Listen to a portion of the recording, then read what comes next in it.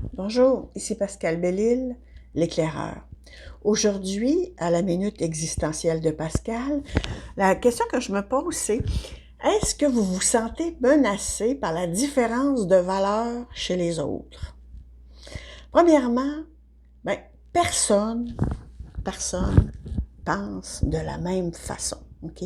Qu'on soit d'une même famille, d'une même culture, d'un même pays, on est tous différents.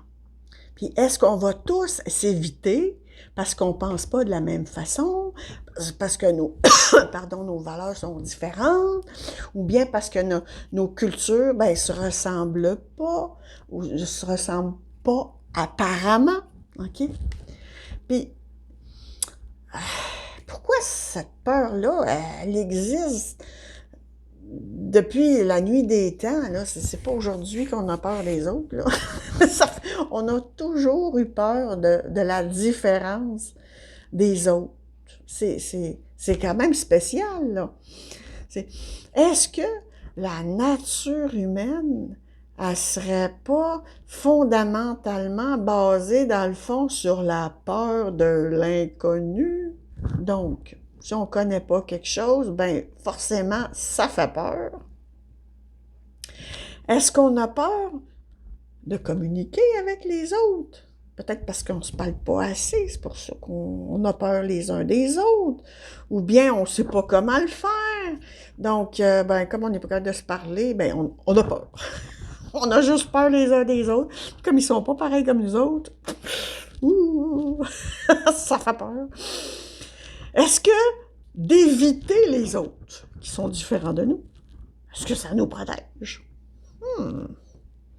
Est-ce que de chercher à ne pas les comprendre, est-ce que ça nous rassure? Est-ce que de nous ouvrir aux autres, ça nous met en danger? Alors, ben, pour nous protéger, ben, on se referme sur nous-mêmes, dans le fond. Là, est-ce qu'on est si différents qu'on ne peut pas apprendre des autres? Ils n'ont rien à nous enseigner, puis on n'a rien à leur enseigner à eux autres. Il n'y a pas d'échange possible, il n'y a pas d'évolution possible. Donc, si on n'ouvre pas notre esprit, comment on va apprendre à se connaître les uns les autres? OK? Est-ce que, est-ce que ça serait possible que chacun d'entre nous, on possède des talents, des connaissances, toutes sortes des expériences qui sont uniques, qui feraient que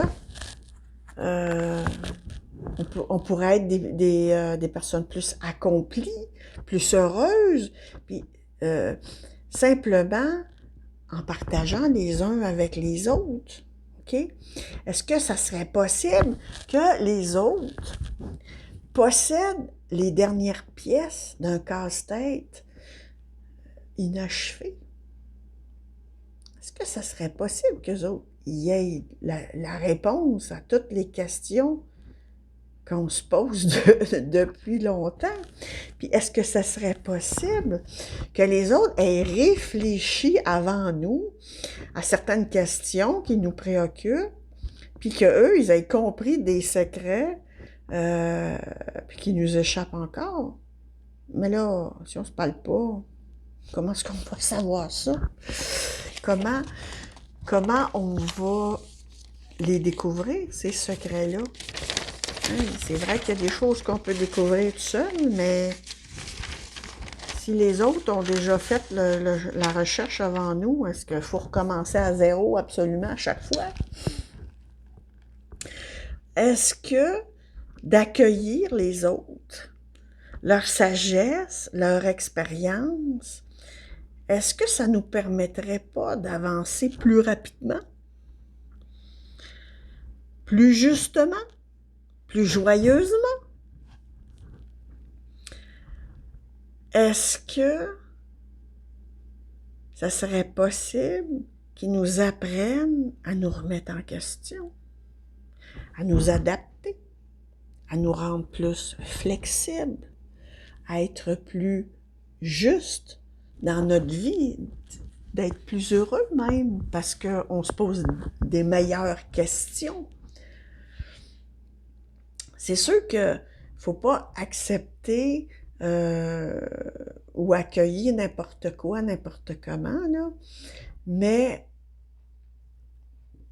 comment est-ce qu'on peut pas prendre de l'expérience? Comment on pourrait prendre de l'expérience si on n'essaye pas d'échanger avec les autres, de voir comment leur connaissance pourrait nous permettre d'évoluer, puis comment nos connaissances pourraient leur permettre d'évoluer.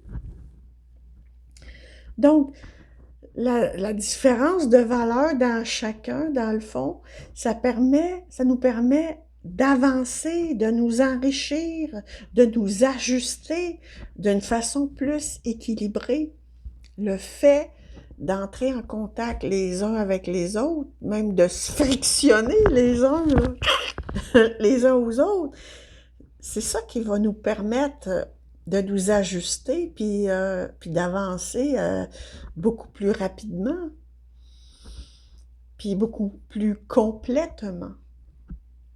Donc, je pense que, au contraire, il faut saisir cette occasion-là pour découvrir puis développer une meilleure version de nous-mêmes grâce à ces rencontres-là de d'autres personnes qui sont différentes de nous. Donc voilà, c'était mon espèce de remue-ménage.